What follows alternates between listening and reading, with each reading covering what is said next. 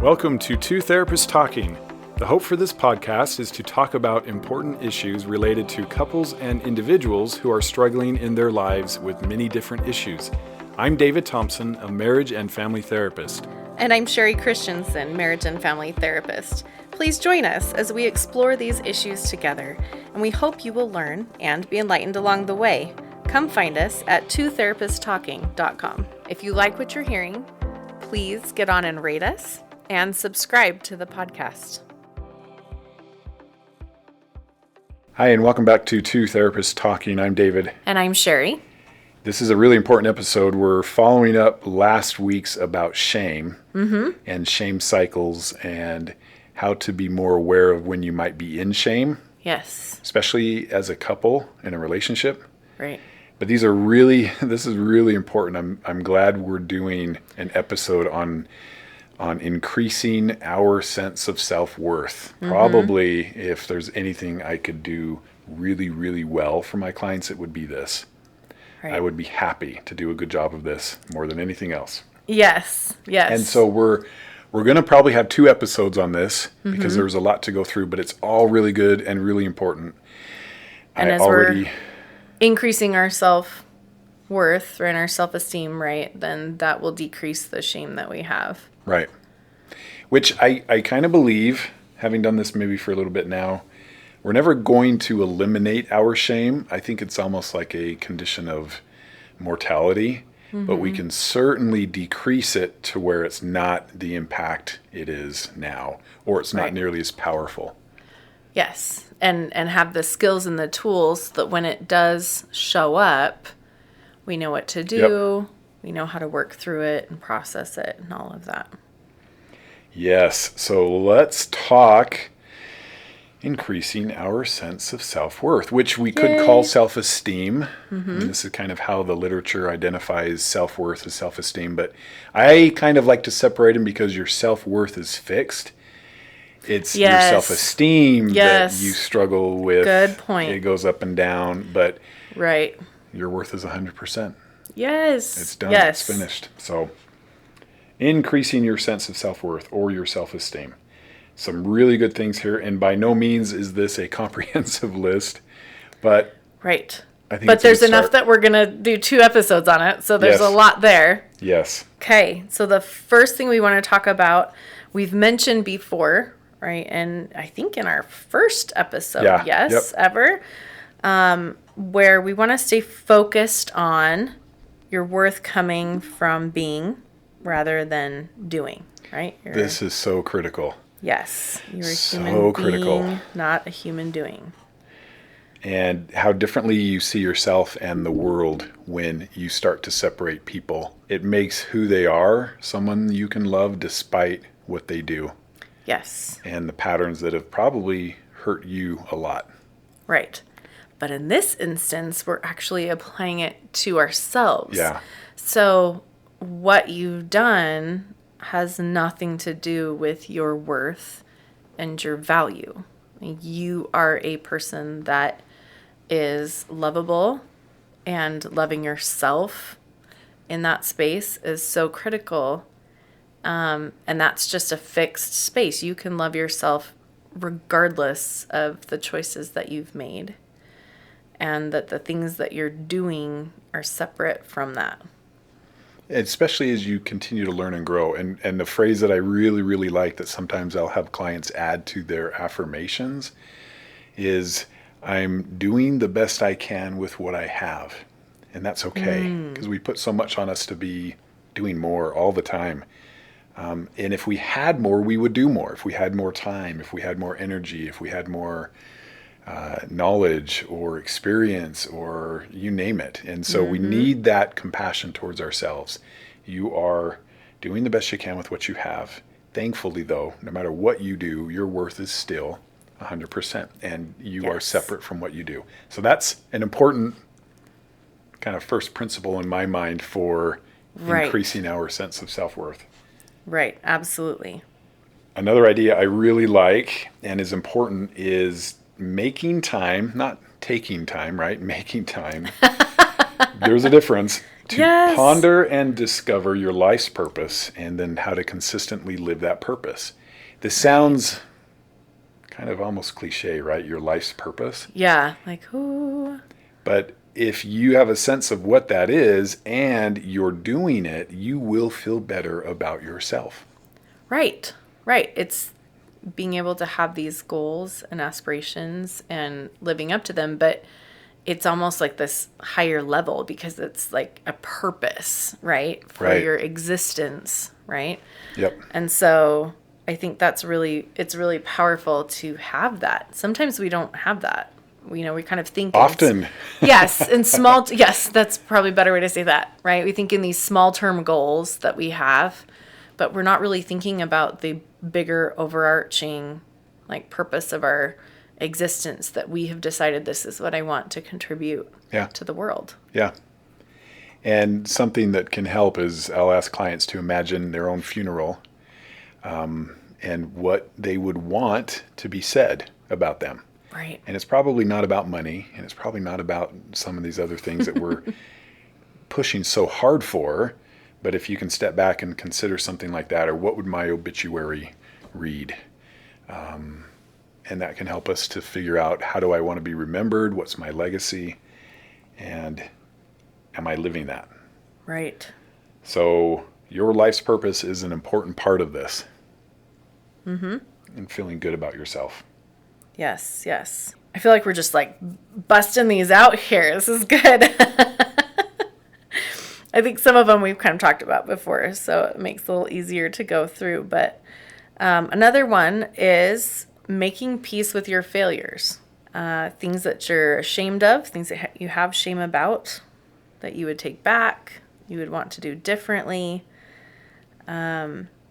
And making peace with those things. So it sounds easy. Make peace with your Right. failures. How do you make peace with your failures? yes. But we all have them, right? Any one of us at any time, if asked, could say, okay, this is what I'm the most ashamed of in my life. This is where I Yes. really dropped the ball. This, and in high school. And then again, when Yep.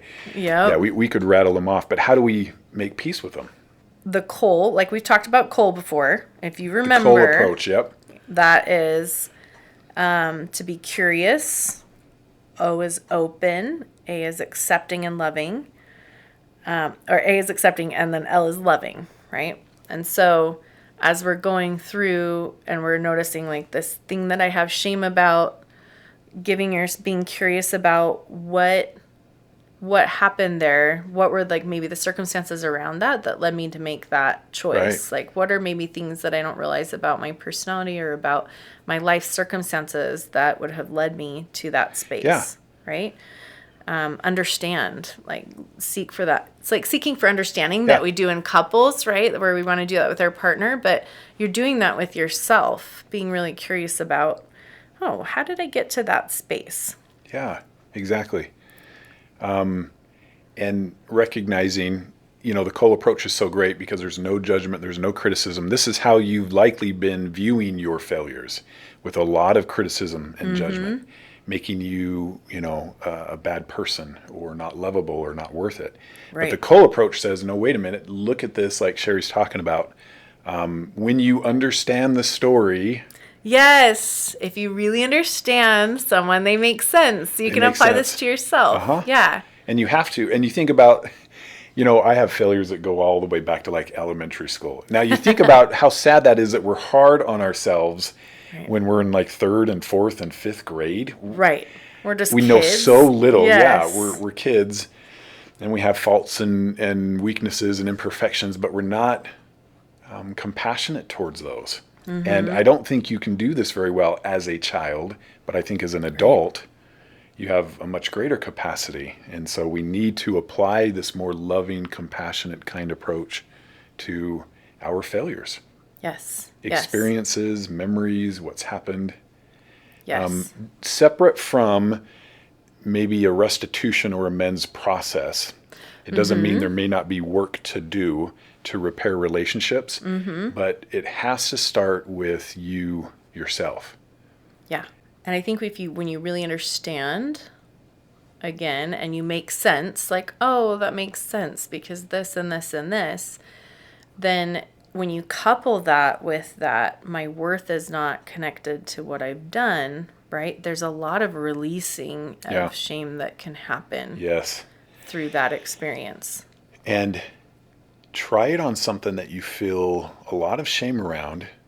And then a couple days later, think about that experience again. And you'll be surprised to find that you do feel differently about it. Mm-hmm. You took a different approach. You considered different angles. You were curious. You were open. You were accepting. And you're showing up more in loving kindness towards yourself. And that experience will begin to feel differently. Right. And I think also then combining that with this, I can't remember if it's on our list or not, but that mistakes are totally part of the growing process. Like there's no value to those, there's not a negative value, like mistake equals bad, right? Yeah, right. It's just, and success isn't equal good. It's just Right. all this process of learning and going and finding that appropriate balance in life. And so you kind of fall and you're like, oh, okay, I just need to do something a little differently instead of I'm horrible, right? Right. So when you kind of incorporate that into it with this looking at your life's purpose, right? You can see how all these things start to work together. That this thing that I did that I'm so shameful about, actually, it makes perfect sense under the context. And it was a great learning experience for me Right. and fits in this space of my life purpose because now I'm going to be able to do this differently towards that greater life purpose and being Right. my higher self. Right. Which makes purpose out of those mistakes, which transforms them. Yes. It's like Mark Twain said, we get to the right place by making the wrong decisions. And this is true. Is it not? Even if you totally got to is. the right place, making all the right decisions, you wouldn't even know it. You wouldn't know it's the right place. So, Yeah. compassion. Yes. Another, this is an important one, especially in a recovery process, which we see a Right. lot of, but committing to complete honesty, having integrity, Yes. and living your values. That one especially, I kind of like to think of that as like the ladder value upon which all other values hang. You have to have integrity. Yeah. Believe it or not, increasing the honesty in your life will make you feel better about yourself. It cannot be missed in this process of how do I feel better about me? You have to be honest. There is no way around it. In fact, there are therapies based on honesty. Yes. That is the core of the whole therapeutic intervention. So being honest and really committing, which really ought to happen pretty early in any process of recovery anyway. Right. And you can see how even if this, even if your thing that you have shame about isn't related to an addiction or things like that, how really critical that integrity and honesty is, right? Anytime that we're not living in reality, right, we're going down a completely different path. Yeah. You can be working really hard in a direction that's not going to be useful for you. And until you're willing to kind of come into that space and be fully honest, like, oh, I am not living my values in this space totally, or, oh, I am missing this piece, right? Yeah. When you're not willing to do that, there's no space for harmony within yourself and growth toward your best self. Yeah. And when you're in those spaces of, anytime you're in a space of denial or a space of that isn't reality, right, your esteem of yourself is going to suffer because your soul knows you're off, even Right. if you're not Right. Yep. willing to acknowledge that. Yeah, I was watching a video the other day by Jordan Peterson, and he talked about the need for honesty so that you can live the adventure of your own life. Mm-hmm. And if you're not honest, you miss out on the adventure that is your life. Yes. And the good, the bad, the ugly, all of it. By being dishonest, we're not even in the game. Yeah, you're not living in reality. Yeah. I thought that was awesome. Yeah, that's really cool. Okay. The next one is successfully challenging your inner critic. So more CBT. I'm a big CBT guy. So cognitive behavior therapy. And that's the idea that we feel the way we think. That's just an easy way to kind of summarize it. But your inner critic, I think everybody knows what that means. Right? Your Little voice. that little voice that is so hard on you. And we've talked a lot about affirmations. Yes. And affirmations are just positive statements about yourself, and we hope you're doing them. You can do mantras, affirmations. People call them different things. Hopefully you're doing them in the mirror. Yes. That's a big homework assignment I like to out give. Loud. But yes, things like I love and accept myself completely. I feel valued and special. I am worthy and capable. Yep. Right? So as you're going through life and you're noticing negative self-talk, you're noticing that inner critic, being able to come back and then say some of these mantras, some of these things that, and you'll find ones that hit you very deeply specifically. Like you'll just, Yeah. you know, when you have one, you're just like, oh yeah, that's what I need to hear for me. Yep. And so don't be afraid to play with it and find the exact wording and the nuance of what really speaks to you. I always like it when clients come in and they say, well, I tried those affirmations, the one I give, which I'm kind of proud of, but that's fine. And they didn't really fit. So they have new ones and they're always really good. Yeah. And it's like, how does that one feel? And they're like, it feels really good. Great. Yes. Do that one. Yes. So find what works for you. And then when you're having those inner critic moments, you can come back with this positive, right? Like just like in relationships where you want that 5-to-1 positive to negative ratio, right? Thank you, John Gottman. Yes. Like that's what the research shows that they've done, right? The same is going to be true for yourself, right? You want that 5-to-1 ratio for yourself where you're giving yourself 5 times more positive reinforcements than the negative. Like, can you imagine how your life would be different if you did that? Right? Yeah. And the good news is, I know you may be thinking, well, is this going to change?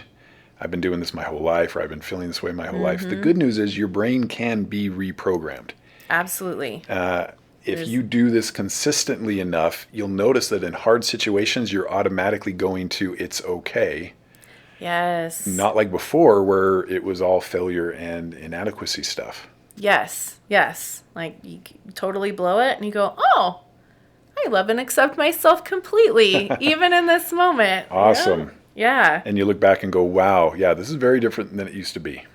Yes.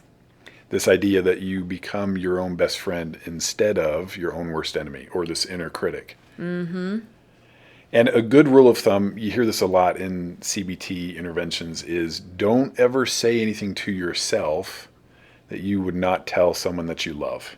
So think of like a child. Usually this is pretty universally, I really love my child. I only want good things for them. And if you find yourself saying something to yourself that you would never say to your child, that's a pretty good indication that you need to make a change. Yes, that's a good one. Yes, I like that. Another really good thing you can do is, and really need to do, is you have to find experiences where you feel loved. So if you're trying to increase your sense of self-worth, which is another way of saying you believe that you're lovable and worthy, you need to try to put yourself in situations and with people and in places where there is love being shown to you. The hard part about that is we can get used to rejecting love wherever it shows up. And we're in situations where there is love, but we don't accept it. Yes. And that is hard. Part of this process will be I'm going to surround myself where messages of importance and worth and value are being given, portrayed, and I have to sometimes build those. I have to go to places. I have to be with people that make me feel good, that show that they love me. And you might find that you're in a lot of situations where there isn't a lot of love or acceptance. And we don't want those to continue in your life.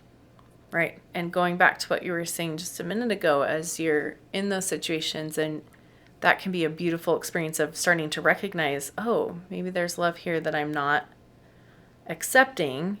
Okay, what is it about inside of me that's going on that is like trying to keep me from Yeah. accepting that. That inner critic stuff. Yes. Or the angry manager, whatever that part is that says those things and feels those things, right? Right. And then kind of walking yourself through those things so that when you're in those situations of love, you are more able to accept and feel them. Yeah, exactly. So that's a big one. And I mean, it just makes sense, right? In order to believe you're lovable, you need to be in situations where there is love actually coming your way. Right. And so that's a big one. Okay. Next one is to create opportunities where you can experience success. Oh, this is a big one. Yes. They're all big ones. They're all big. I know. I say Every this time about we're everything. like, this one's so great. So you want to like find spaces, find things where you are going to be able to succeed, right? Sometimes we get into spaces where we're wanting to just shoot for the stars, but we're not giving ourselves sufficient space or time to be successful in that endeavor. Yeah. Or goals that are just not very realistic, or if they're accomplished, it'll take a long time and a lot of work. And so there's not a lot in between here and there to make us feel good. Right. We used to, when we had, I was clinical director of a adolescent boys treatment center, and you can imagine these boys are coming with very low self-worth. I mean, their whole attitude, energy, body language was really, really low. And we would give them lots of tasks that were simple, and we would build up, but we would start simple, and they would have such a sense of accomplishment by doing something and finishing something. Right. And we knew the value of, if you want them to feel better about themselves, give them something they can do that they can actually finish and complete, and they will feel better. And so a sense of accomplishment is huge in this too. Yeah. Even if it's something as simple as a list, like your daily list. Yep. And even putting on, so I've done this before, right? Like even putting on the most basic things, like I got out of bed, right? Yeah. Like check the box, good I job. I took a shower, right?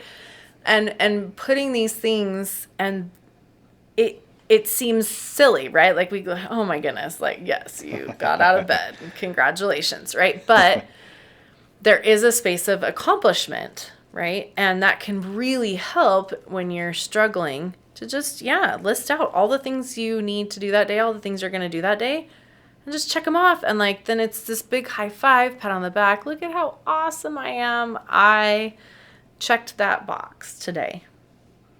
Yep. Because I could have not. Yeah, Still exactly. could have not, right? This is something, and you will feel better. You will. It'll work. It's true. It totally works. It totally works. Okay. We're going to pause there, and we're going to come back next time and keep talking about some of these ways that we can improve our self-esteem, right? Because your worth is 100%. We're going to talk more about that and how doing that then eliminates and busts the shame. Yep. Join us. Okay. See you then. Thank you for listening to Two Therapists Talking. We look forward to sharing more conversations with you. Connect with us at twotherapisttalking.com or email podcast@twotherapisttalking.com. If you like what you're hearing, please get on and rate us and subscribe to the podcast.